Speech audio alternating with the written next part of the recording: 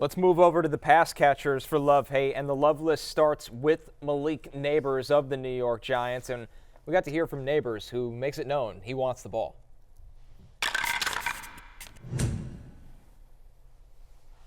I just can't think about going into the game, dropping the ball. After I drop the ball, keep it in my head like I just dropped the ball. I just got to move forward. So that's what I was saying. It's not like I'm saying, even though I'm dropping the ball, keep throwing the ball. No selfish what I'm saying. It's not something that I'm thinking about in my head after I drop the ball. It's next play mentality. So, I could drop 5 footballs and then after they come at me for the game winner and then I catch the game winner and then everybody's happy and then stuff like that. But like I said, is keep trusting me. Some plays are not going to be made. I'm aware of that, but some plays are going to be made.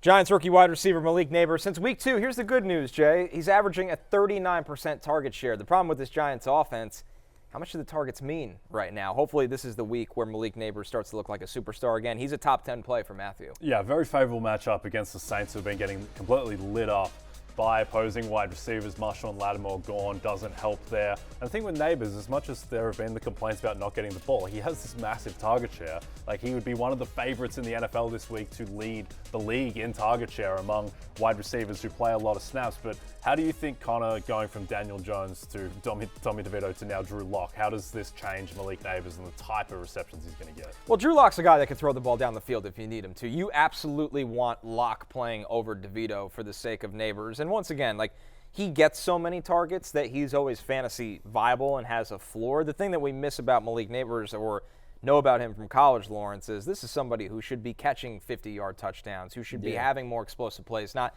hey, 12 targets, but I had 70 yards. He's not that. He is that guy at his floor, but we know the ceiling is so much higher. But I don't think Locke, compared to all the Giants quarterbacks, which is crazy, limits his ceiling. We just need to actually see it. He has the biggest arm out of any three of these quarterbacks, and we saw earlier in the season, and we go back to their early game this season versus the Cowboys. He had the cornerbacks beat deep, but the ball was a little bit underthrown. So like you said, he is that deep ball guy. We've seen his playmaking ability. We've seen the catches that he does make, and he's right too.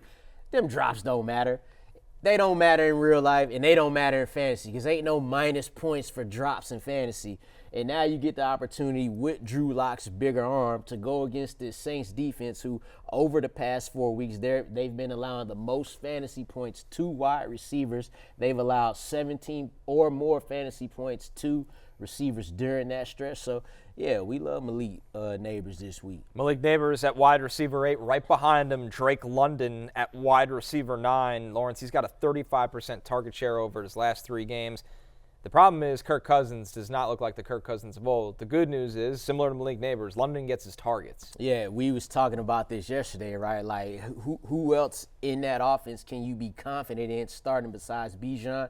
Well, it's probably Drake London if you're going to get 16 targets like which he got in week 13, 9 catches, 86 yards. If that's how you're going to get it, that's how you're going to get it. And he'll have to get it like that against this Minnesota Vikings defense, too, where they are 5.5-point underdogs. So expect them to be in kind of the same type of game script, where even more so, because versus the Chargers, it was not a back-and-forth game, but it was always a tight game. The Vikings at home could get up, and it could get ugly early, and that's why we love Drake London to rack it up. Yeah, there are 3 on paper elite defenses in terms of just what they're doing statistically in the NFC North that I don't really trust that any of them are going to hold. And that's Detroit, Green Bay, and Minnesota, who all are in the top 10 in terms of EPA, but I just don't trust any of their corner situations. And Minnesota, perhaps in particular, their corner situation is not great. I think they are getting more exploited as the season goes on.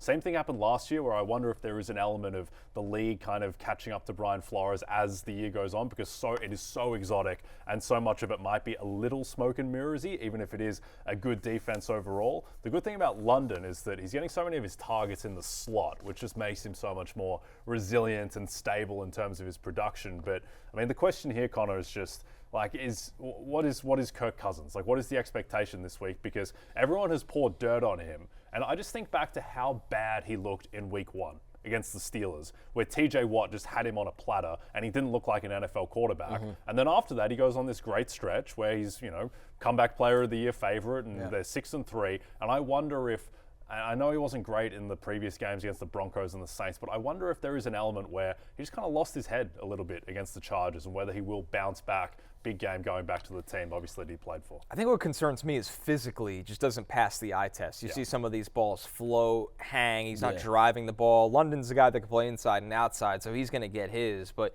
when you look at Darnell Mooney, if you're thinking about starting him, like if Michael Penix was out there, you'd start Darnell Mooney. With Kirk Cousins out there, I'd say no. You're going to need a big play from Darnell Mooney for that to right, and how does he get that? So my concern with Cousins fully is just physically. He's never been the most physically imposing quarterback, but he's always been a smart quarterback that plays with rhythm and timing. But you can only get away with physical limitations to a certain point. There is a threshold, and right now he's not above that threshold. And I think the Falcons, they know that. They just know, we talked about this yesterday, Lawrence. They got to protect him, but once you go to Penix, who I think is going to be a really good player in this league, there's no going back to the $100 million man in Cousins. Yeah, you can't do that. And Jay, I don't even know if he went on a good stretch. I think he had like the Bucks merchant. I'm about to say he played the Cowboys. He played the Bucks twice in like 4 weeks, and then he had like another okay game.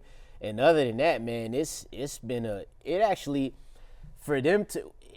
It depends how you look at it. Like, you could say, man, the Falcons are, 6-6 in spite of. You could look at it that way, or you could look at it the other way. But going to Minnesota, man, the team that didn't want you back, this is a chance for him to, kind of right the ship and say, hey, we could win a division. But either or, we starting Drake London. Yep. Drake London going to get his numbers. Yeah. I think Kirk is going to look better, and I think he's going to keep his job the rest of the way, and that is mainly just the product of schedule. This week isn't the easiest, but then after that, plays the Raiders, Monday Night Football, plays the Giants, he has a game against the Commanders, Panthers. Like, these are all unimposing pass defenses. If he could get through this right here, then, I'm with you on that. Because, like, if it got really bad and then there was real talk of going for Penix could end up having those matchups that you talked about, and now we really talking.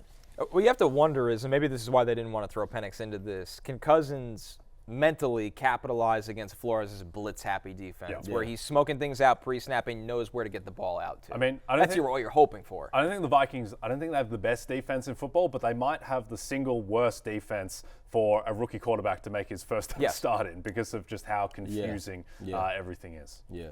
All right, guys, our next player is Mike Evans on the list here. He's right outside the top 10 wide receivers, wide receiver 12. Now, he didn't practice on Wednesday, both calf, hamstring injuries. That's something you always got to monitor with Evans. I feel like he's at the point of his career, too, where he deserves some veteran rest. But over the past 4 weeks, the Raiders are allowing the 5th most fantasy points per game to wide receivers. And we know without Chris Godwin, Jay, that Baker's just going to pepper Evans at all 3 levels of the field. Yeah, favorable matchup against the Raiders, who haven't had a good pass defense all season, despite what their defense showed last year. If we look at the most fantasy points allowed to wide receivers since Week 10, only 4 teams have given up more points to wide receivers than the Raiders. So favorable matchup, just the amount of targets that Evans continues to get with Chris Godwin out. And he looks healthy when he's out there. It's a concern with hamstrings for a slightly older receiver that it could go, but until that happens, I think you've just got to roll out Evans and expect that he's going to be a top 10 wide receiver. Mike Evans is starting to be like how Julio Jones was. Like them last 3 good years, he was like never practicing, always hurt, but then he'll come out, drop 100 yards, and end up with 1,400 yards for the season. Now you got Mike Evans here going up against this Raiders team who's allowed at least 1 touchdown to a receiver in each of their past 5 games. I feel pretty good about Mike Evans going in there and scoring a touchdown, especially when he's had a 28% target share since he's returned. George Kittle, our main tight end on the list, he comes in as tight end 3. No surprise there. But what is a little surprising to me, Lawrence, without Christian McCaffrey this season, Kittle is averaging 18 points per game. That's across 7 games. That's a full sample size. Yeah. So when they don't have McCaffrey, who makes such an impact on the pass game, more work goes to Kittle. Yeah, and that's how you want it to be. One playmaker goes out, your other one steps up. Another interesting thing here, too, going here up against the Bears, just to note that Sam Laporta, T.J. Hockenson, and Evan Ingram all scored 15 or more fantasy points against Chicago this season, I think we'd put George Kittle up there, if not above all of those guys there. And then to your point about missing Christian McCaffrey, they'll lean on him even more. Some others receiving votes here. Ladd McConkey, who that's going to come right down to the wire for Ladd McConkey. He's dealing with a knee injury. He's been limited to start the week. We'll see if he can go. Calvin Ridley, Brian Thomas Jr., Keenan Allen, Marquez Valdez-Scantling. Big play. Jake Ferguson, Will Dissly, who had the goose egg, but Will Dissly still stays on the radar as a top 15 play. He's got the Chiefs and an expected bounce back. Lawrence, how about Valdez-Scantling's resurgence in this Saints offense that they're running out of players? He's taking advantage of that opportunity. Hey, the way he been playing, very Nick Westbrook-Akine-like. They like the two of the same players right now. And if it was ever a team to display that type of play that he's doing, it's against the Giants, who allow the highest completion rate on passes of 20-plus air yards. So Valdez-Scantling will have, a chance to beat deep Jay Croucher's boy, Deonte Banks, over there on the corner. Wow, my boy Deonte Banks. My boy this week at Lawrence is actually Jake Ferguson, who people might have forgotten about a little bit with the Schoonmaker renaissance, if he ever was there to have a renaissance too. Emergence. Yes, the emergence. But with Ferguson, this is the best matchup in football. Tight ends going up against the Bengals. Past month, the Bengals are averaging, giving up over 21 points per game to tight ends.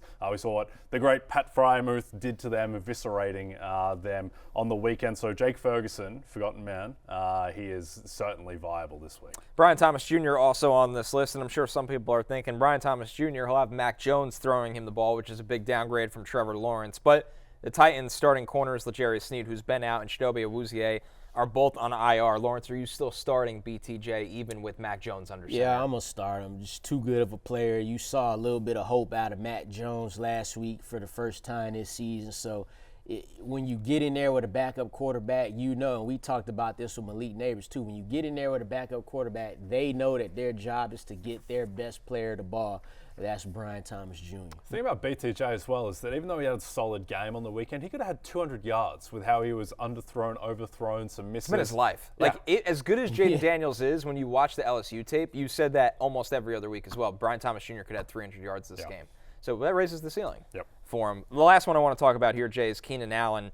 He's wide receiver 30, so he's really back-end wide receiver 3, flex play kind of guy. But 27% target share in 3 games since they've had a change at offensive coordinator, since they moved on from Shane Waldron. Yeah, and so that gives rise to the idea that there is variance and this might be a real thing. He also, he had the sick move on Thanksgiving for the touchdown. He looks a little bit healthier. Caleb Williams looks more comfortable in this offense. And it's a favorable matchup against the Niners defense that just has no ability right now to stop teams. Hey, it's Matthew Berry from NBCSports.com and Rotorworld.com, and I want to thank you so much for watching whatever it is you just watched, or if nothing else, being too lazy to click out of the autoplay after this video started, after whatever it is you actually wanted to watch finished. But now that you're here, I'd like to take a moment here to ask you respectfully now, okay? I'm asking you respectfully to subscribe to the NFL on NBC YouTube channel. You'll get the latest Roto-World fantasy news headlines, all sorts of great shows, including my own Fantasy Football Happy Hour. So go subscribe now. Again, I'm asking respectfully.